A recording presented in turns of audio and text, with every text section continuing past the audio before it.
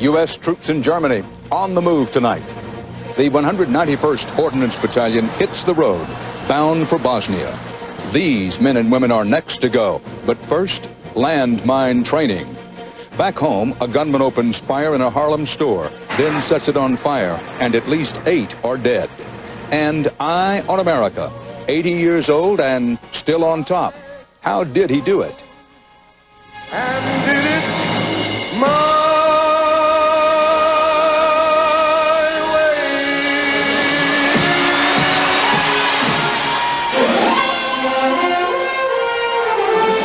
This is the CBS Evening News, with Dan Rather reporting tonight from the U.S. Army base in Baumholder, Germany.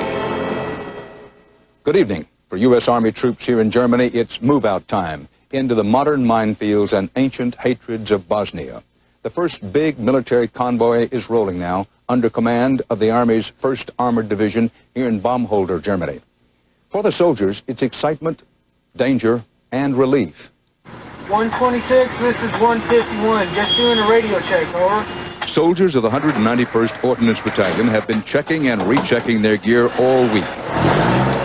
They are the logistics and ammunition experts who have the huge task of setting up the Army's forward base in Hungary that must be in place before anything else can happen. Is this one secured? Sure. They had expected to be gone by now by rail, but the Army's trains to Hungary did not leave on schedule. Austria refused to let them pass through, using as an excuse lack of formal UN authorization. That took days to resolve. Every day you wake up, you're not too sure if you're going to leave today, tomorrow. It's just a matter of time. Today, it was also a matter of change in plan. New orders. Get the equipment ready for convoy by air.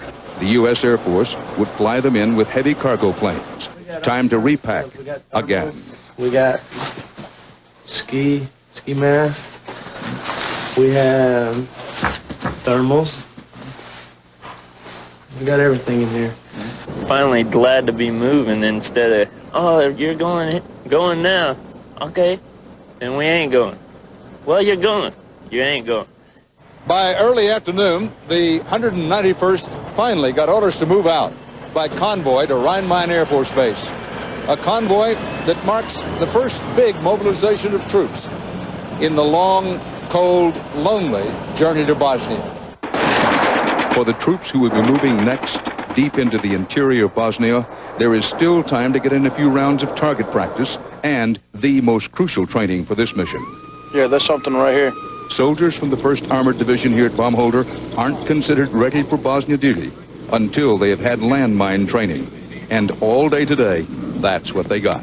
Is it realistic to believe that we can move this force, 20,000 plus ground troops in, and not have casualties from mines? I think if we look at the precedent from UNPROFOR, which has sustained significant casualties to mines, no matter how hard we train, there probably is going to be some instance of a mine strike. I think it would be naive to suggest otherwise. That sobering message got attention and made an impression. First time you heard that there might be 6 million mines in this country, what'd you think? Just I don't know what to think. It almost knocked me down. It's amazing to think that there are that many out there. And that we're going to be. As mind-boggling as it is, and believe you me, it's mind-boggling indeed when you see it, the military operation getting underway here now may be the easy part of trying to bring peace to Bosnia. In Bosnia, they're starting the huge job of rebuilding. UN peacekeepers are tearing down ruined houses in a town that saw heavy fighting between Muslims and Croats. The plan calls for new houses on the same plots for refugees from both sides of the line. In London, foreign ministers from 40 nations met to draw up an $8 billion plan for reconstruction and resettlement, as well as arms control and free elections in Bosnia. It's all supposed to happen within the next year. In Washington, after a Republican-forced delay, the Senate is now set to vote next week on a resolution of support for the Bosnia mission. Deliver on this President side of the Clinton peace wants it to pass before he goes to Paris on Thursday for the treaty signing. The president talked about Bosnia today in a special 60 Minutes interview. The questioners were all 5 60 Minutes correspondents and co-editors. What happens when there's terrorism? What happens when an American soldier is taken hostage? You know, you talked about why the American people aren't sold on this, why it's so difficult. People remember Lebanon, and people are terribly afraid that these people are cutthroat. I believe they've learned a lot since Lebanon. I know that if you look at the definition of the mission, you can see the reflection of the lessons learned in Somalia. Now, that does not mean that we will not have any casualties. That's what I said to the American people when I spoke to them. Well, I think they will do very well. Can I promise you that nothing bad will happen? Of course I can. But I think the American people will be very proud of how they do their mission, and this mission has learned from the successes and from the failures of the past. The complete interview can be seen this Sunday on 60 Minutes. That'll be at 7 o'clock Eastern Time here on CBS. I'll be back later in this broadcast with more coverage of U.S. troops bound for Bosnia. But coming up next, John Roberts in New York with the rest of the day's news, including presidential politics heating up in cold New Hampshire, and food for thought about how much food is going to waste.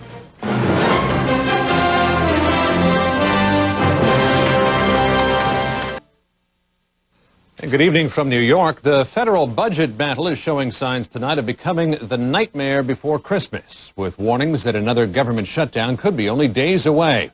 This time, the flashpoint between the president and congressional Republicans is health care coverage for the poor. Rita Braver has the latest. Setting the stage for a major showdown, President Clinton today gave Republicans an ultimatum.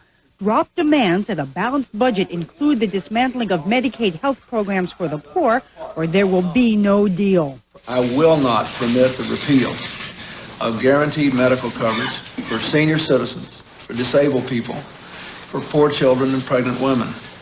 And therefore, if it continues to be a part of the budget, if necessary, I would veto it again. The president was responding to yesterday's budget negotiations where Republicans insisted that Medicaid money be lumped into block grants that each state could use for a variety of programs. The White House claims that could result in denying health care to 8 million people, half of them children. But Republicans say it's time for Washington to get off the states' backs. And to take the power, money, and influence we've accumulated over the last 40 years and shift it back to people where they live, so that they can use common sense solutions. The White House and Republicans have been exchanging testy letters tonight. And with budget negotiations set to resume on Tuesday, it now looks like the two sides may just sit across the table and glare at each other. Rita Braver, CBS News at the White House. First Lady Hillary Clinton launched an attack on Republican budget priorities today during meetings and photo opportunities in New Hampshire. Also on Mrs. Clinton's must-do list today, a stop at the New Hampshire State House to pay the filing fee required to enter President Clinton's name in the Democratic Party primary. Also heading for the New Hampshire State House today, the front-runner among Republican contenders, Senator Bob Dole. In his case, arriving there on a ticket to ride, as Linda Douglas reports. Senator Bob Dole rarely steps out of his role in Washington. As if to underscore that, his campaign train bore the name the Balanced Budget Express. Dole's aides hoped the train would whip up some excitement, which has thus far eluded his campaign. Gravy train. But Dole continues to chug steadily toward the nomination, despite months of vigorous campaigning by his opponents. Well, I think I'm a known quantity. I think people know I'm a strong leader, mainstream conservative. In the New Hampshire state capitol, Dole had a message for conservative critics who worried he'd be too willing to make deals in the budget fight. Dole says he's proved he's committed to the Republican revolution. It has not been an autumn of compromise. We have stood by our principles. We have delivered on our promises. We did not compromise. As Dole came to New Hampshire to officially file for the state primary, Republican strategists continued to fret about his image. Look at that big sign there, rock solid for Bob Dole.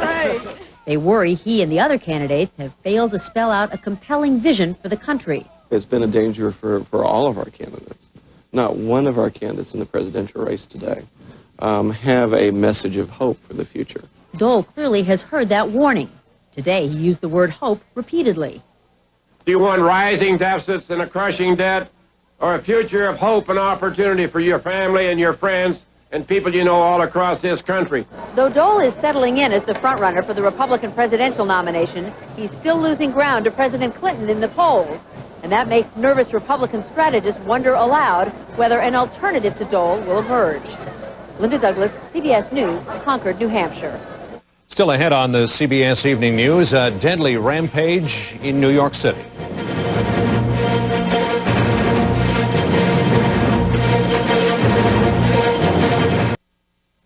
The police in Fayetteville, North Carolina are investigating the murders of a black man and woman allegedly by white soldiers. 2 Army privates from Fort Bragg were arrested and charged with shooting the black couple to death Wednesday on a downtown street. Police say the soldiers were out to harass blacks. A 3rd suspect, also in the military, was being questioned today. Here in New York City, a gunman went on a rampage today in a Harlem clothing store just across the street from the famed Apollo Theater. He opened fire and apparently started one. And when it was all over, 8 people were dead. The motive? Correspondent Randall Pinkston has the latest on the investigation. Minutes after a gunman entered this discount clothing store, 125th Street in the heart of Harlem was filled with police, fire trucks, and panic. People were running all over the place. There was a fellow running out of the store, which was a construction worker, and as he was running out, I heard a shot, and he got shot in the back. The gunman shot and wounded 4 people. Then police say he started a deadly fire. We have found 8 bodies. 4 bodies on the first floor of the clothing establishment, 4 in the basement. Death was apparently caused by smoke inhalation. Police found the gunman among the bodies, a revolver next to his hand. The white-owned discount store where the shooting and fire began had been the object of protest for several weeks because the discount store owner had refused to renew the lease of a black-owned record store next door. They're trying to kick him out. This would eliminate one of the few black-owned businesses on 125th Street. Police are looking into whether the gunman had any ties to the protest over the record store. But if his bizarre action was intended to help, it failed. The record store was also consumed by the blaze. Randall Pinkston, CBS News, New York. The U.S. Department of Agriculture is frequently involved in ensuring the quality of America's food. Today, it was also focusing on quantity. The large amounts of good food going to waste instead of going to feed the nation's hungry. Cheryl Atkinson has the story. In the kitchen of Washington's Grand Hyatt, leftover pasta and chicken that might once have been thrown in the trash can will instead go to the needy. It's the right thing to do. But only a few food producers are doing the right thing. All over the country, there are hotels, restaurants, and hospitals that throw away phenomenal amounts of good food because there's no organized way to salvage it for the hungry. The government estimates we waste perhaps 1/5 of our food. So today, the Agriculture Department announced a national campaign to encourage more private efforts to rescue the waste. In this time of cutting budgets too much, in my judgment, for nutrition programs, we got to look for alternative ways to help hungry people. The sad irony is, in the world's most bountiful nation, food stamps go to nearly 1 in 10. Bill Shore runs Share Our Strength, a leading hunger charity. We've never had hunger at the levels that we have it now, except for perhaps, the Great Depression. They see the magnitude of the problem at the D.C. Central Kitchen. They serve up 2,500 meals a day, and they couldn't do it without recycled food, often from some of Washington's fanciest restaurants. Advocates welcome government support for these projects, but even they admit they're largely Band-Aid solutions. Our vision of what America should be is not a country with first-class food banks in every neighborhood. It's a country that doesn't need food banks at all. Until then, the challenge is to make the leftovers go a lot further. Cheryl Atkinson, CBS News, Washington. A snowstorm hit the Midwest and the northern plains today. Travel throughout the area was treacherous. Cars skidding into one another, trucks flipping over. Snowfall predictions were as high as 1 foot. Temperatures bitter cold. Aircraft were grounded for de-icing. Many flights had to be canceled. Forecasters say the storm is heading for the East Coast.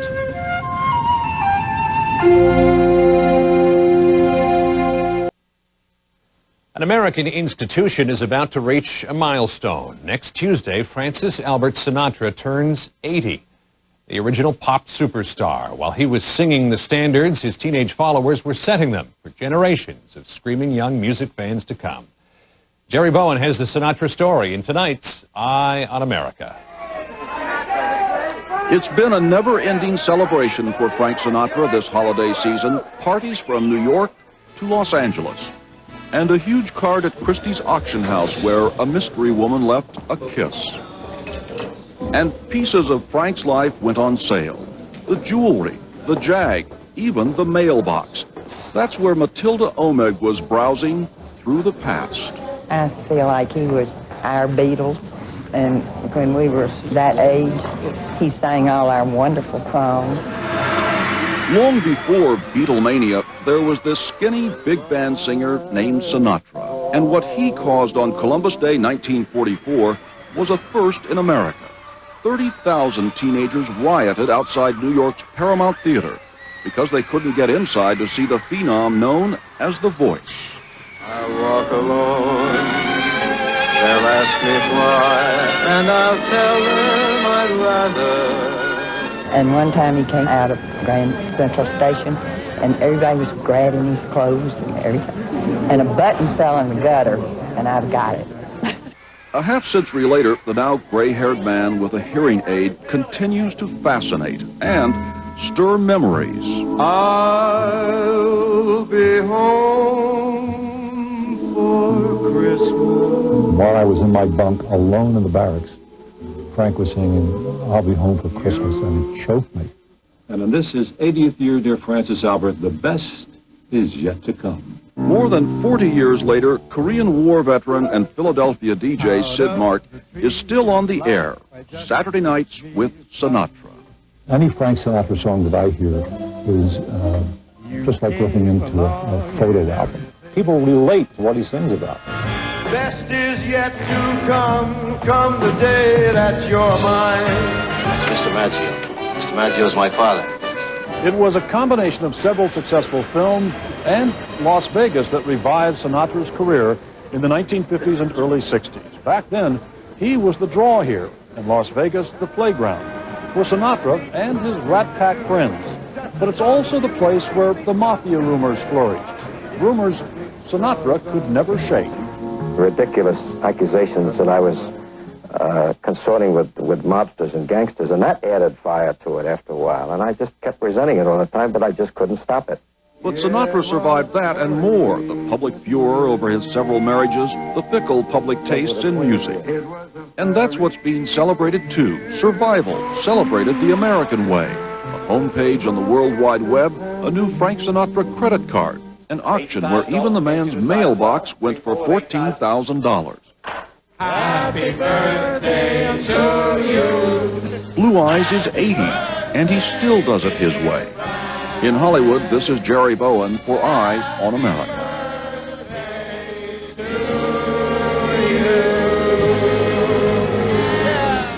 And spreading the news from New York, New York, I'm John Roberts. Dan Rather will be back in a moment from Germany with American troops and their families. President Clinton is scheduled to go to Paris next week for the formal signing of the agreement on peace in Bosnia. But with scores of unions on strike for 2 weeks, France is in a deepening state of chaos. Today, police clashed again with striking miners. At least 25 people were injured. The strikers are protesting government plans to cut Social Security. Here at the sprawling Smith Barracks in Germany, more American soldiers are waiting for their orders to move out. Orders that could come at any time. This is about the worst time of year to be leaving on a long and dangerous journey. But for these American soldiers, men and women, there is one thing that must come ahead of the joys of Christmas at home, and that is peace on earth. And wonders of his love, and wonders of his love. Tonight, as we light the tree, the lights on this tree will burn until the soldiers from Baumholder come back. They say that families are a priority at Smith Barracks, which makes it tricky at this time of year. Bosnia is coming, Christmas is coming, and no one knows which will come first. We're upbeat, we're very positive, we're comfortable with it, and 1st Armored Division, we're ready to go. Fathers are leaving, mothers are leaving. Specialist Tanya Edgin will leave her new baby here with her mother when she takes off to Bosnia. Well, how are you feeling about all this? I think that we need to go. And really, in all honesty, God truth, I just want to go, I want to get it over with, and I want to come back home, and I want to be with my baby. You have to think about the fact you might not come back. Yeah. The soldiers got their operations order this week to prepare as if going to war, and they're getting ready for the largest U.S.-European military mission since the Second World War. How long have you been in the Army? 4.5 years. You like it? Sometimes. Sometimes. Is this one of those times? No. No, it's not. All equipment has been winterized, weapons tested, home leaves canceled, but nobody knows when they're actually rolling. It's a little bit unsettling that you don't have a date. You know you're going. You can't tell your family when you're leaving, but you are leaving. Christmas could come any day if we're told to move, but we'll continue to train and prepare for both. Silent night. Munitions and mistletoe, Bosnia and Christmas. Both deadlines move closer. No one knows which will come first. And that's part of our world tonight. Bob Schieffer will have the news for you tomorrow. I'll be reporting from Bosnia all of next week as U.S. troops move into the interior of the country and the Dayton Peace Accords are formally signed in Paris. For the CBS Evening News, Dan Rather reporting tonight from the U.S. Army's 1st Armored Division headquarters in Germany. Good night.